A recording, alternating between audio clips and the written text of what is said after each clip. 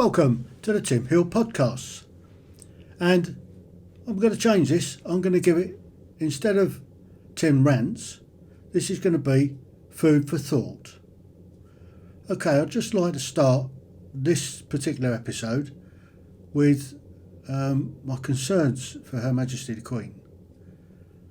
Now, the Queen has been a little bit poorly of lately. I just hope that it's nothing really serious and it's just that she's been overdoing it slightly and that she can have been advised to take it easy. The last thing we need now is for the Queen to pop her clogs and we'll end up in some serious problems with the monarchy. So I don't think young Charlie's ready to properly take over at the moment, to be honest. And I think the country would rather Will and Kate step up to the plate. Anyway, that's for some time later to worry about. Let's hope the Queen actually makes it through to February and her platinum anniversary of her reign. She'll be the longest, well she still is, the longest serving monarch ever. And I think if she can get to a platinum and beyond, it will do the country a huge amount of good. Anyway, I'm going to cover a few topics today. I'm just going to have a quick look at what happened in Liverpool over the weekend. Over the Remembrance weekend, yesterday was the Sunday, the 14th of November 2021, and in Liverpool, just before the 11 o'clock silence, a car bomb went off outside Liverpool's Women's Hospital. It could have been a lot worse. Apparently the guy that was trying to get to, it was a taxi, and he was trying to get this taxi to take him into the city centre to where the parades were taking place. Had it got there, it could have gone a lot worse. Fortunately, he was having a bit of difficulty getting into the centre. He got to the hospital for some reason, and the driver leapt out, locked the guy in the car just seconds before it blew up. Now, there's not a lot else we know about this at the moment, but I'm having a bet that it's probably something to do with possibly an illegal migrant coming into the country. May have been a homegrown, you don't know. Anyway, time will tell on that one. Anyway, let's turn our attention to COP26, and what an absolute waste of time that was.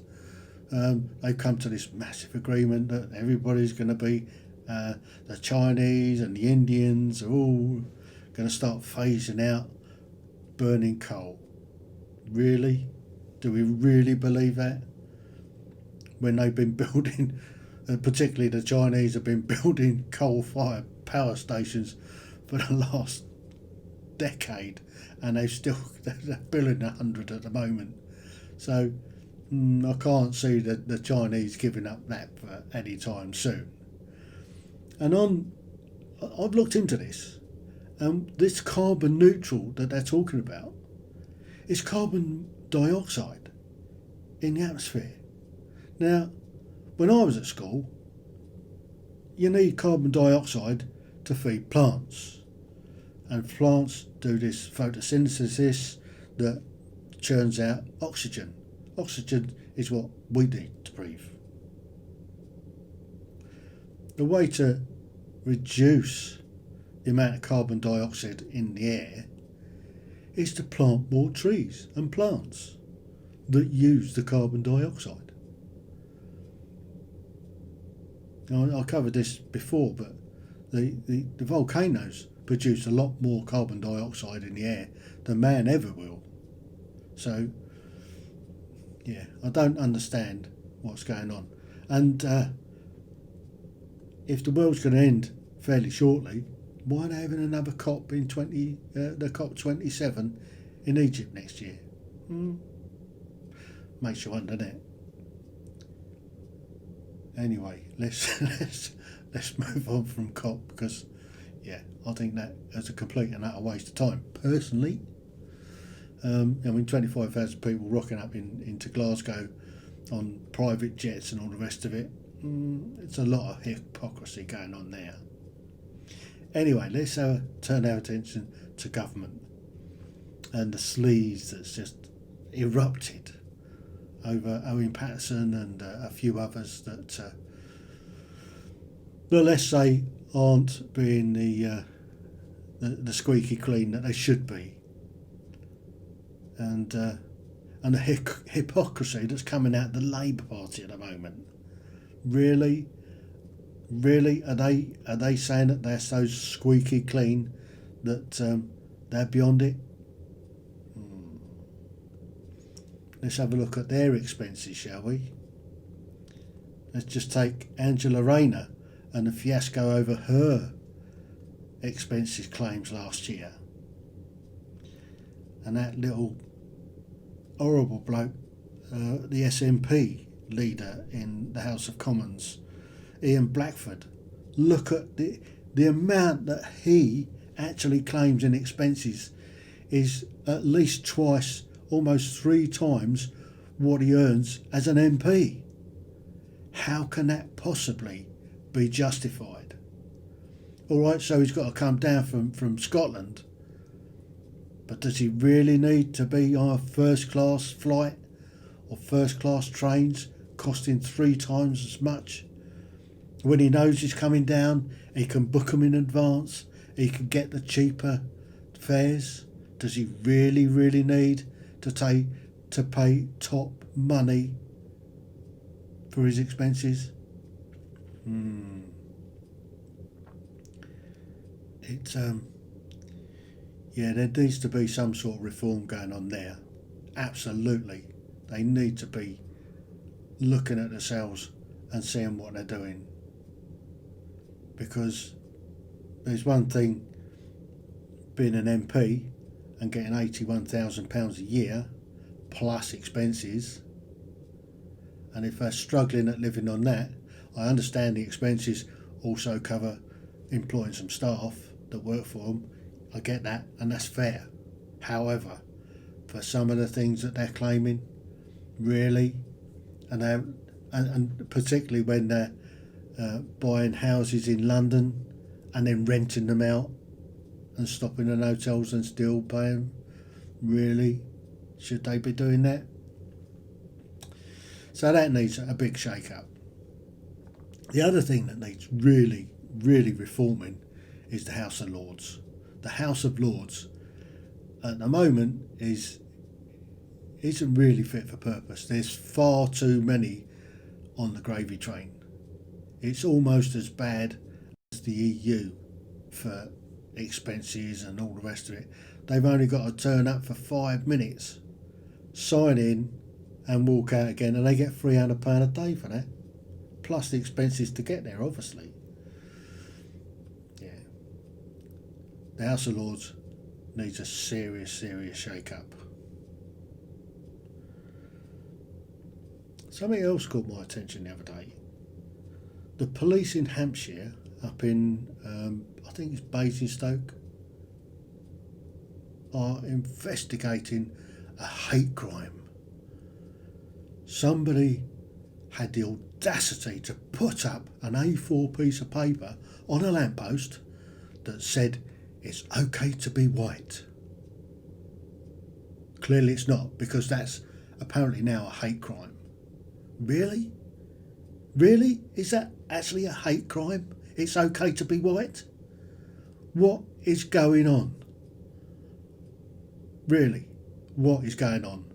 I don't understand why this massive attack on white people. It's okay to have a Black History Month, but you mentioned, well, let's have a White History Month. Look at white people, what they've done for the world. That's racist. You can't have it. Yeah. Really? It's okay to be white? It's a hate crime. there's an awful lot more that's going on out there to worry about than somebody putting a piece of paper up saying it's okay to be white. This seriously needs a look at, and to get some sort of real perspective on it. Moving on then, let's have a look at immigration. And it's getting out of control. And I think everybody will look at this, and it's the single biggest issue that the country's facing at the moment, and the government just don't seem to be doing anything about it. Are they blind? Are they absolutely blind? Priti Patel is going over to France and having another chat with the French this week about it. And you can almost guarantee what she's going to say. Well, if we give you some more money, can you stop a few more? Well, the other day, 1,185 people came across in 33 boats in one day, last Thursday.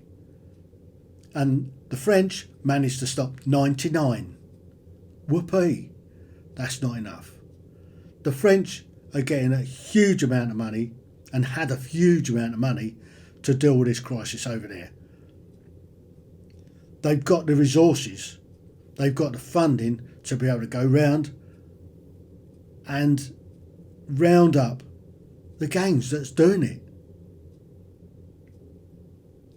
Surely they can find a way of arresting these people,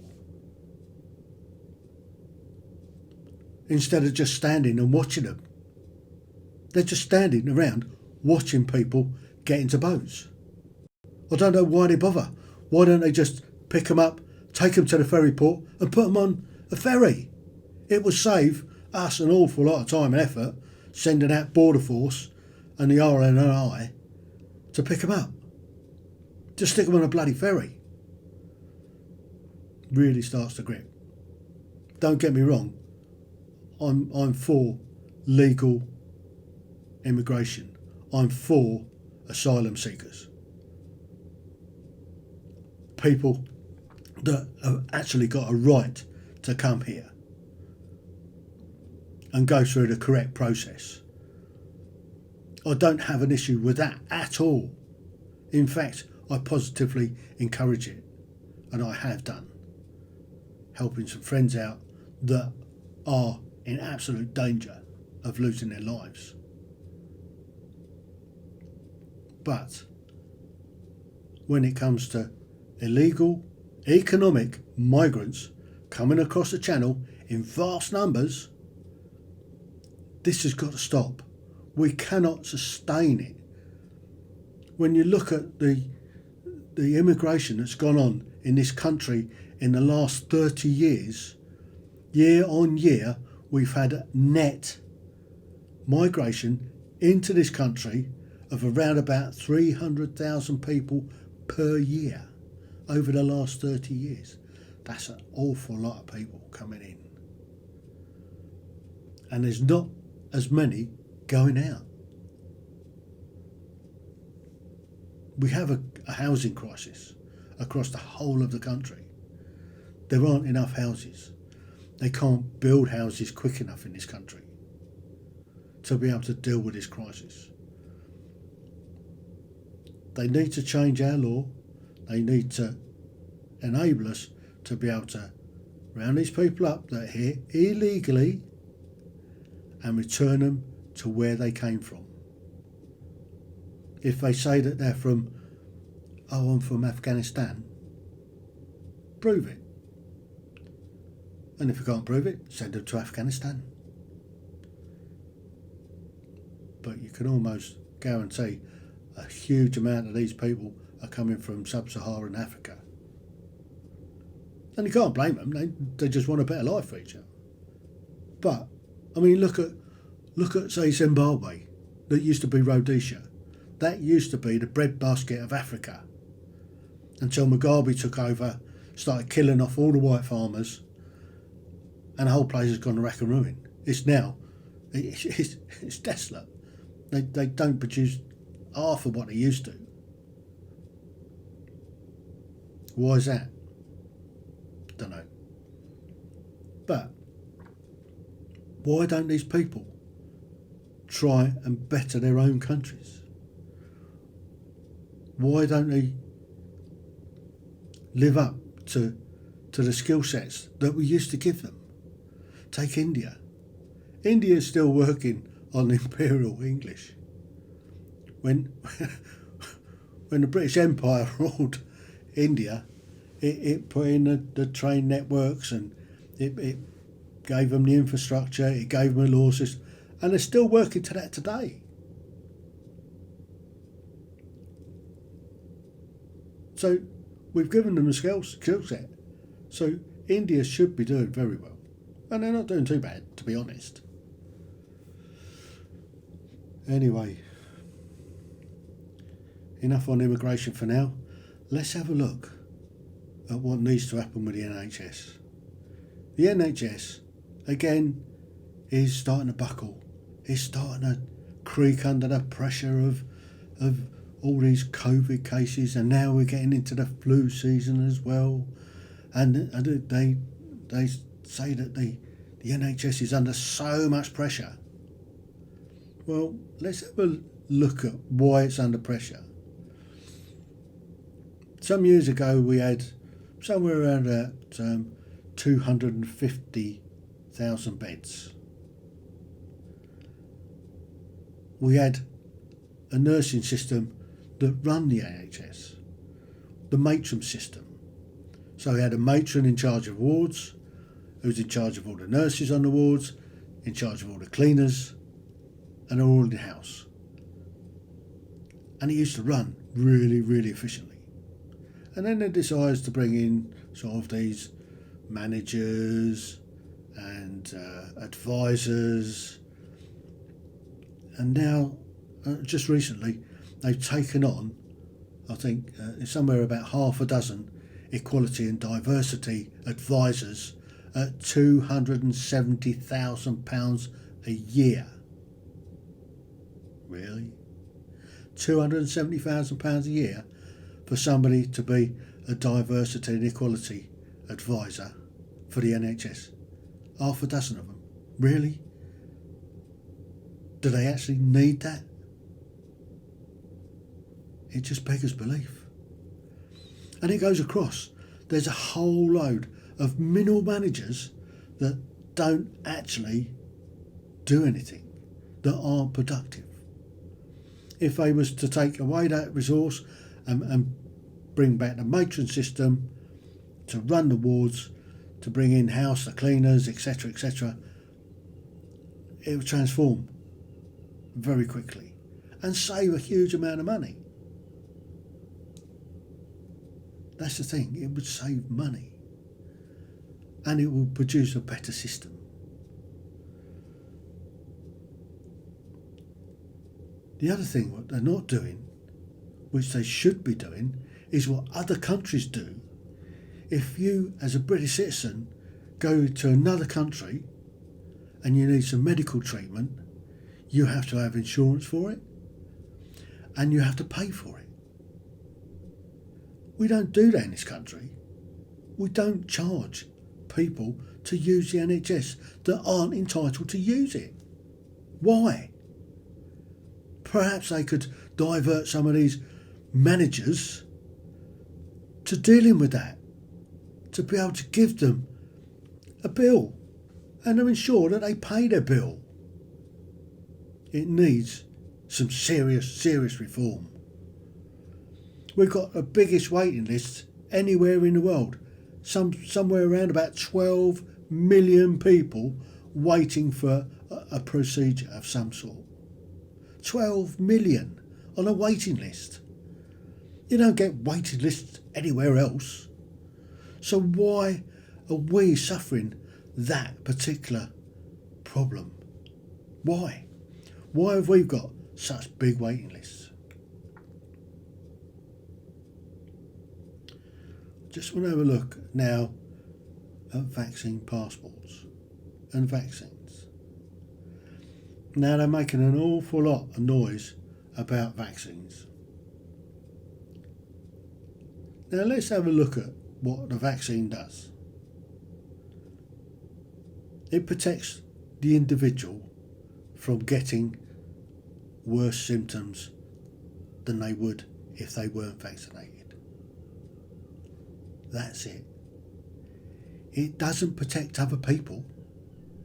It protects the individual. So it's an individual's choice whether they get vaccinated or not. So, you've had your jabs. Now you've got to have a passport to be able to go into places. Why? It doesn't matter whether you've had the jab or whether you haven't had the jab. Apparently you can still catch it and you can still pass it on. There's people that catch it, don't know they've got it. Is it that bad if they don't know they've got it and they're passing it on? Really? And as for vaccinating kids, they've proved that it doesn't help kids. Kids are far better catching it and getting natural immunity from it. That's how they get properly protected. They don't get protected for having a jab. In fact, it's probably more dangerous for them to have the jab than not. But what's the point of a vaccine passport?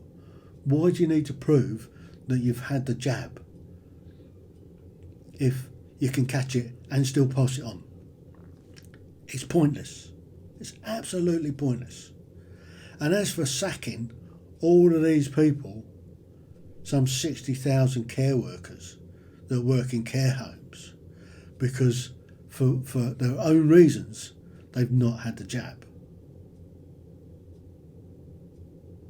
What sense is in that? Because they're at no greater risk than somebody that has been vaccinated to taking COVID into a care home.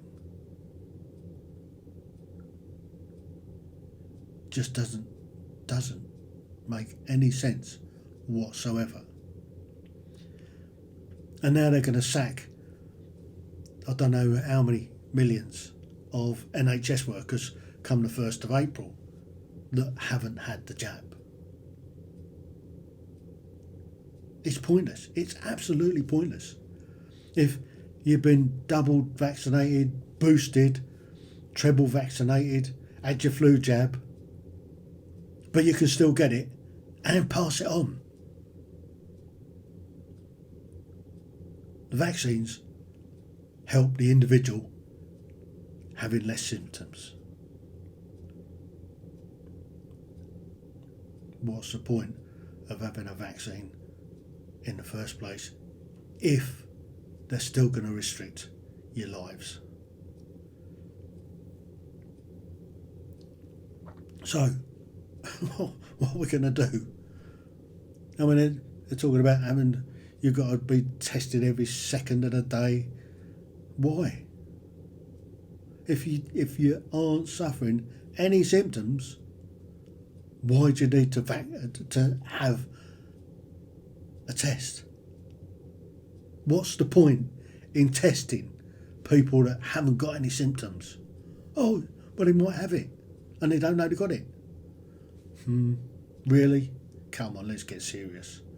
Let's stop all this farce. We all know what's at the bottom of this all. It's all to do with Big Pharma making a lot of money. That's the bottom line. Look at all the money that's being spent on PPE. Oh, wear a mask. Really? Masks? Do they really work? What do they actually do? Come on. What do masks actually do? Unless you're on a full air-blown PPE, the fabric ones that you get are a complete and utter waste of time other than virtue signalling. That's all they do. They virtue signal because they don't stop a virus. They don't stop an airborne virus, do they? I saw a specialist the other week. She's thick with cold. What do I get? I get her cold. That didn't stop it, did it? wearing muzzles didn't stop it. So it doesn't stop airborne viruses. And she was wearing a surgical mask. And I got her cold.